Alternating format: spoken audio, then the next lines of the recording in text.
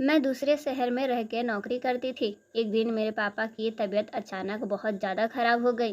क्योंकि मैं अपने माँ बाप की इकलौती संतान थी, इसलिए माँ ने मुझे तुरंत ही आधी रात को फ़ोन करके घर बुलाया और बिना कुछ सोचे समझे आधी रात को कैब बुक करके निकल पड़ी। लेकिन रास्ते में 4 लड़कों ने मुझे अकेले देखकर घेर लिया और उसके बाद वह मुझे झाड़ियों में ले गए। फिर उन्होंने मेरे साथ एक एक करके। मेरा नाम रश्मि है, मैं 22 साल की हूँ। मैं अपने माता-पिता की इकलौती संतान हूँ। बचपन से ही पढ़ने में बहुत होशियार थी और अपने पैरों पर खड़े होकर अपने माँ-बाप का नाम रोशन करना चाहती थी। मेरे माता-पिता भी यही चाहते थे कि मैं जल्द से जल्द कोई अच्छी नौकरी करूँ, लेकिन किसी दूसरे शहर में जाकर नौकरी करने का वह सख्त खिलाफ थे, क्योंकि उनका यह मानना था कि इकलौती लड़की किसी नए शहर में पहुंचकर किसी भी खतरे का शिकार हो सकती है। लेकिन मैं अपने माँ-बाप की इस सोच से सख्त खिलाफ थी। मेरा मानना यह था कि आज की लड़की किसी भी तरह की परेशानियों से अकेले मुकाबला कर सकती है और अब तो ज़माना बहुत बदल रहा है। अब तो लड़कियां देर रात तक ऑफिस में काम करती हैं और अकेले रहकर नए शहर में अपनी नौकरी के साथ-साथ सब कुछ अच्छे से मैनेज कर लेती हैं। मैं भी खुद से सारी चीज़ें मैनेज करना चाहती थी और एक जिम्मेदार इंसान बनना चाहती थी, क्योंकि मैंने बचपन से अब तक यही देखा था कि माँ को हर छोटी चीज़ में खुद से फैसला लेने में बहुत दिक्कत होती है। वह कोई भी फैसला पिताजी की राय के बिना ले नहीं पाती है, जबकि मैंने अक्सर उन्हें समझाया था कि कम से कम घर की चीज़ों में तो वह खुद पर भरोसा करके फैसला ले सकती हैं। लेकिन पिताजी ने शुरू से ही उन्हें किसी भी चीज़ में आगे नहीं रखा, जिसकी वजह से वह हर छोटी चीज़ के लिए पिताजी पर निर्भर हो गई थी। अगर उन्हें बाजार भी जाना होता, तब भी उन्हें किसी न किसी सहारे की ज़रूरत होती। मुझे इस सब चीज़ों से बहुत गुस्सा आता था, क्योंकि मेरा मानना यह था कि हर इंसान को इतना जिम्मेदार तो होना ही चाहिए कि वह सारी वक्त हर सही फैसला खुद से ले सके। कि हर छोटी चीज़ के लिए दूसरों पर निर्भर हो जाना यह ज़रूरी नहीं है।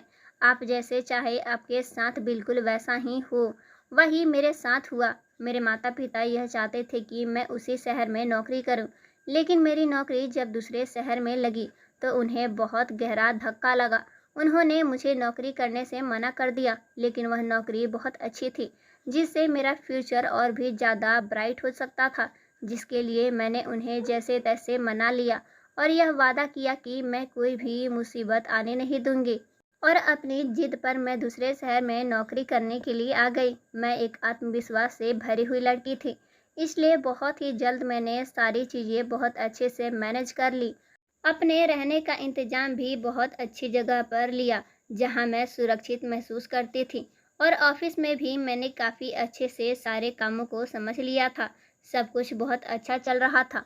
बस अगर प्रॉब्लम थी तो बस इस चीज़ की कि मेरे ऑफिस का काम इतना ज़्यादा होता था कि अक्सर मुझे बहुत लेट हो जाता था, जिसकी वजह से मेरे घर में मम्मी-पापा बहुत टेंशन में रहते थे और इसलिए रोज़ रात को 9 बजते ही उनका फ़ोन मेरे पास आना शुरू हो जाता था, यह पूछने के लिए कि मैं घर पहुंची या नहीं। और जब तक मैं अपने फ्लैट में नहीं पहुंच जाती, तब तक वह मुझे बार-बार फ़ोन करके पूछते ही रहते।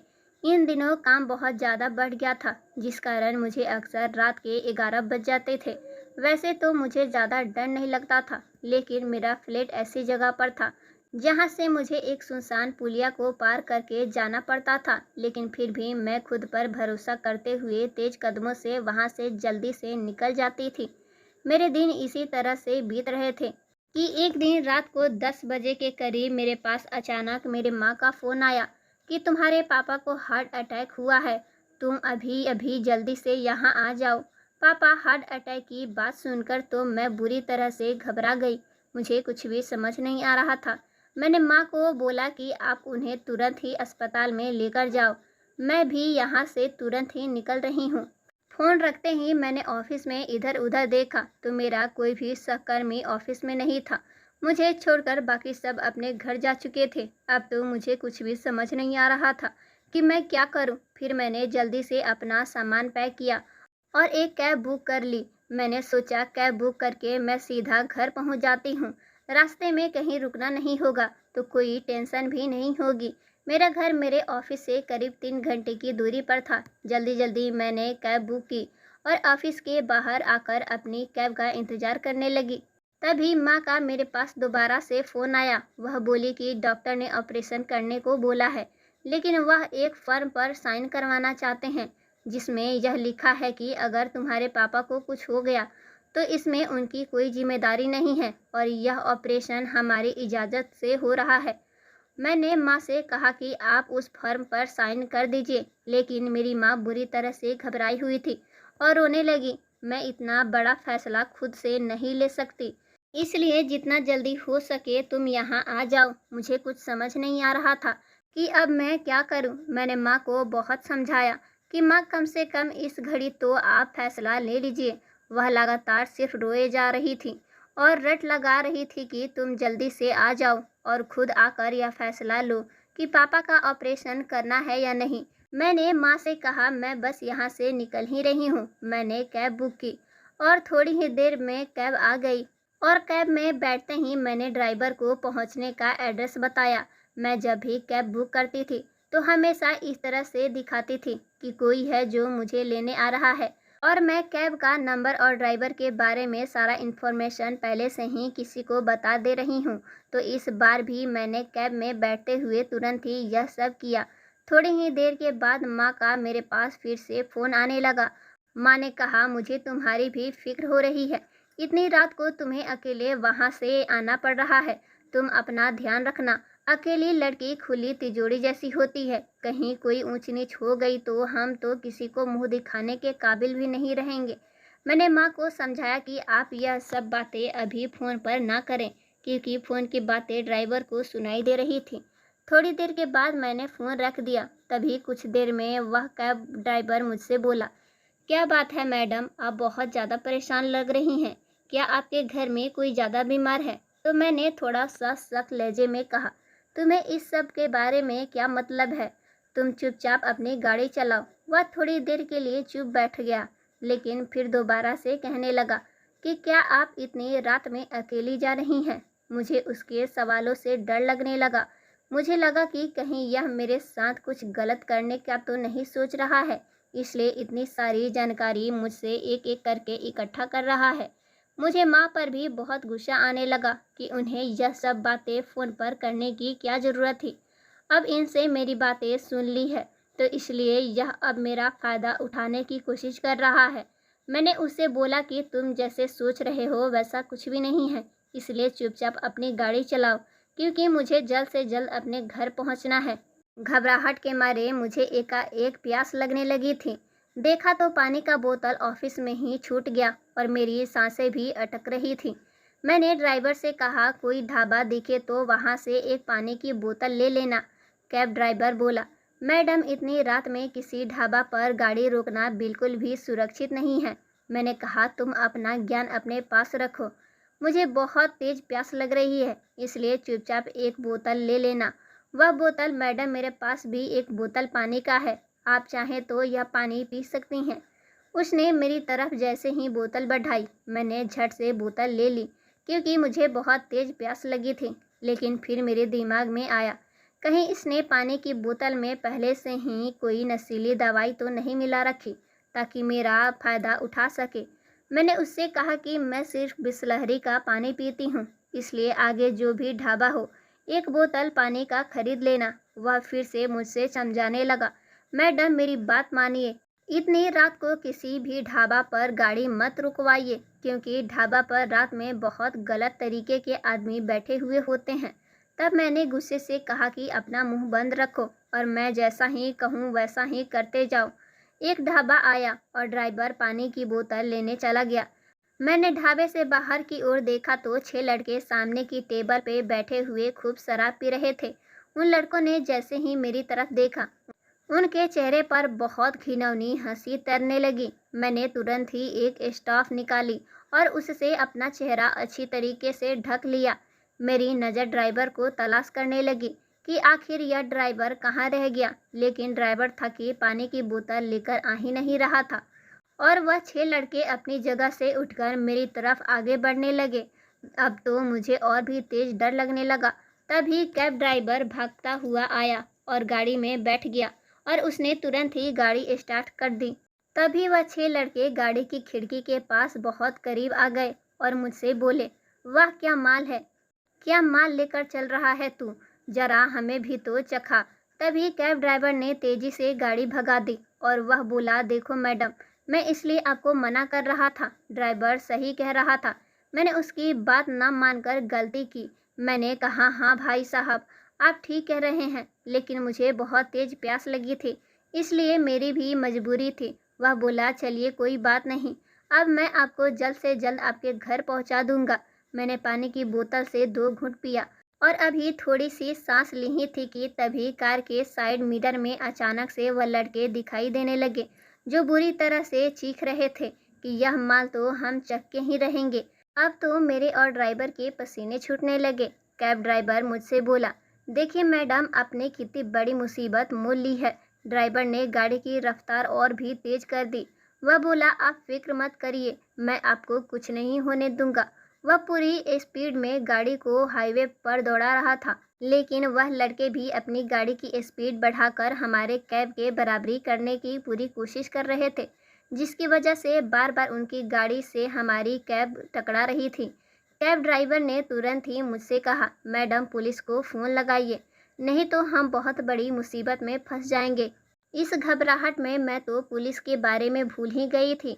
अभी तक मैं कैब ड्राइवर पे शक कर रही थी, लेकिन अब मुझे कैब ड्राइवर में भगवान नज़र आ रहा था। लेकिन फ़ोन में तो नेटवर्क ही नहीं था। अब तो मेरे हाथ पैर कांपने लगे। ड्राइवर ने अपना फ़ोन दिया और कहा कि दोनों फ़ोन से पुलिस का नंबर डायल कीजिए। एक ओर से वह पूरी तरह रफ्तार में गाड़ी दौड़ा रहा था, तो दूसरी तरफ वह मुझे भी कोशिश करने के लिए लगातार बोले जा रहा था। दूसरी तरफ मुझे माँ पर भी गुस्सा आ रहा था कि अगर पापा के ऑपरेशन का फैसला वह खुद ले लेती, तो पापा का ऑपरेशन भी अच्छे से हो जाता और मैं भी सुबह होते ही वहाँ पहुँच जाती। वह 6 दरिंदे मेरी कैब को एक बार ऐसे टक्कर मारी कि गाड़ी घिसटते हुए कुछ दूर जाके रुकी और वह मुझे खींचकर गाड़ी से बाहर निकाल लिए। मैंने उनसे विनती की, लेकिन वह बहुत हट्टे कट्टे थे। उन्होंने मुझे कसकर दबोच लिया। कैब ड्राइवर ने भी उसके साथ मारपीट करने की कोशिश की, लेकिन वह अकेला बेचारा उनका सामना नहीं कर पाया। उन्होंने कैब ड्राइवर को बांध दिया और मुझे घसीटते हुए झाड़ियों तक लेके जाने लगे, जहां घंघोर अंधेरा था। मैं मदद के लिए बुरी तरह से चिल्ला रही थी, लेकिन वहां मेरी कोई भी सुनने वाला नहीं था। उसके बाद उन्होंने मेरे कपड़े एक एक करके फाड़ने शुरू कर दिए और फिर तो उन्होंने वह किया जिसकी मैंने कभी कल्पना भी नहीं की थी। उन्होंने अपने भी सारे कपड़े हटा दिए और फिर वह एक एक करके मेरे साथ। मैं अभी भी पूरी तरह से चिल्ला रही थी। उसमें से पहला लड़का जैसे ही मेरे ऊपर आया, वैसे ही मुझे पुलिस के सायरन की आवाज़ सुनाई दी। पुलिस के सायरन की आवाज़ सुनते ही मेरी जान में जान वापस आई और तभी तुरंत पुलिस आकर उन 6 को पकड़ लिया। मैं इतनी बुरी तरह से घबराई हुई थी कि मुझे अपने कपड़े सही करने का होश नहीं था, लेकिन लेडी कांस्टेबल ने पूरी तरह मुझे मेरे कपड़े पहनाए और उठाकर गाड़ी के पास लेकर गई। जब मैं वापस कैब के पास पहुंची, तो कैब ड्राइवर लहूलुहान खड़ा था। पुलिस वहां अचानक कैसे आई यह हमें समझ नहीं आ रहा था। तो पुलिस ने बताया कि हाईवे पर हर गाड़ी के चलने की स्पीड तय होती है, लेकिन हाईवे पर लगे कैमरे में हमने यह रिकॉर्डिंग किया था कि 2 गाड़ियां स्पीड से ज़्यादा तेज रफ्तार में लगातार 2 घंटे से दौड़ी जा रही है। इसलिए हमने तुरंत ही एक्शन लिया और उन गाड़ियों को पकड़ने के लिए निकल पड़े और तुरंत एक्शन लेकर हमने बहुत अच्छा काम किया, नहीं तो आज बहुत बड़ी घटना हो जाती। पुलिस ने बताया, जब हम घटना स्थान पर पहुंचे तो वहां कैब ड्राइवर ने हमसे कहा कि आप मुझे खोलने से पहले जल्दी से उस झाड़ियों की तरफ जाइए, क्योंकि वह 6 दरिंदे एक लड़की के साथ गलत काम कर रहे हैं। उसकी ज़िंदगी बर्बाद होने से पहले उसे बचा लीजिए। पुलिस की बात सुनते ही मैं कैब ड्राइवर के पैरों में गिर पड़ी। मैंने कहा, भैया मुझे माफ़ कर दीजिए, मैंने आपके साथ बहुत गलत तरीके से बात की, लेकिन आप तो मेरे रक्षक थे। आपका बहुत धन्यवाद। अगर आज आप नहीं होते तो मेरी ज़िंदगी तो बर्बाद हो जाती। कैब ड्राइवर बोला, मैडम इस दुनिया का हर आदमी दरिंदा नहीं है। हमारे घर में भी माँ बहन है और हमें भी अच्छे से पता है कि एक औरत की इज्जत उसके लिए कितनी मायने रखती है। उसके बाद पुलिस मुझे अपने साथ पुलिस स्टेशन लेकर गई, जहां मैंने उन 6 के खिलाफ FIR दर्ज करवाई। फिर पुलिस मुझे खुद अपनी गाड़ी से मेरे घर तक पहुंचा आई। जहां पहुंचते ही मैं अस्पताल पहुंची और मैंने तुरंत ही पापा के ऑपरेशन करने वाला फॉर्म पर साइन करके उनके ऑपरेशन की इजाज़त दे दी। मेरी हालत देखकर माँ तो बुरी तरह से घबरा गई, लेकिन मैंने उनसे कहा कि आप फिक्र मत कीजिए, सब कुछ ठीक है। कुछ ही घंटे के बाद पापा का ऑपरेशन सक्सेसफुली हो गया और उन पर से खतरा टल गया। उस दिन मुझे कुछ बातें समझ में आई कि एक लड़की चाहे कितने भी आधुनिक समय में पैदा हुई हो, लेकिन यह दुनिया कभी भी शायद उसके लिए सुरक्षित नहीं होगी, क्योंकि एक लड़की की इज्जत को नोचने के लिए हर दरिंदे, हर गली, हर मोड़ पे मुंह फैलाए खड़े हैं। लेकिन हाँ, एक सच यह भी है कि अगर इस दुनिया में भक्षक हैं, तो कुछ रक्षक भी हैं। और यह दुनिया ऐसे ही अच्छे इंसानों की वजह से चल पा रही है। तो दोस्तों, उम्मीद करती हूँ आपको हमारी कहानी पसंद आई होगी। कहानी पसंद आई हो तो वीडियो को लाइक करें। चैनल पर नए हैं तो चैनल को सब्सक्राइब जरूर करें।